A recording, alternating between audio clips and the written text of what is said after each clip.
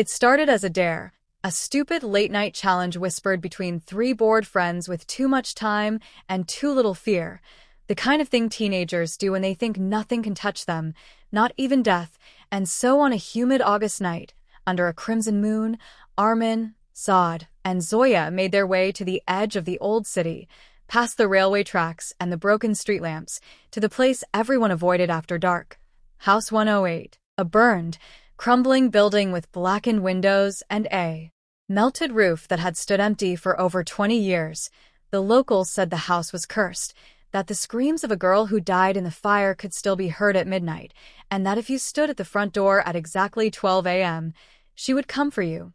But of course, they didn't believe any of it. They laughed as they climbed over the broken fence, flashlights bouncing on the cracked cement, mocking the ghost stories they grew up hearing. And yet none of them noticed how quiet the world had become. No wind, no crickets, no distant cars, just silence, heavy and waiting, like the house knew they were coming. And when they reached the door, Armin knocked 3 times and said her name, just like the legend instructed. Syra, Syra, Syra. And for a moment, nothing happened, just the creaking of burned wood, and they laughed, turned to leave. But then, the door opened, slowly on its own, revealing a darkness too deep, too cold for a summer night, and Saad, trying to act brave, stepped inside first, followed by the others, their flashlights flickering as they entered the charred ruins of what used to be a living room, and the smell hit them then. Not smoke, not ash, but burnt flesh, thick and rotting, like something had been cooked alive and left to decay. And then came the sound, a low sobbing, faint but unmistakable, coming from upstairs, and they froze, suddenly unsure if this was a good idea.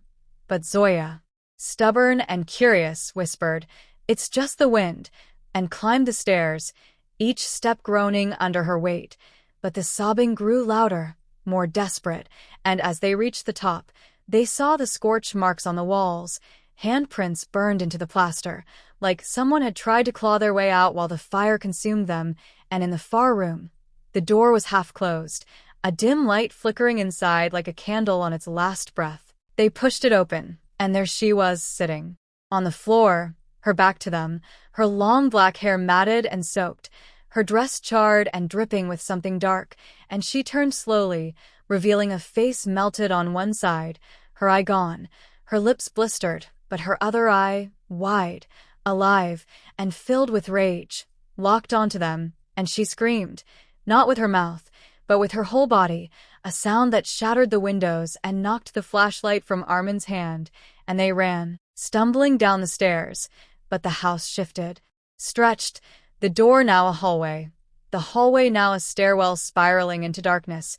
And they were lost, breathing smoke, hearing her footsteps all around them, whispering, "Why did you come?"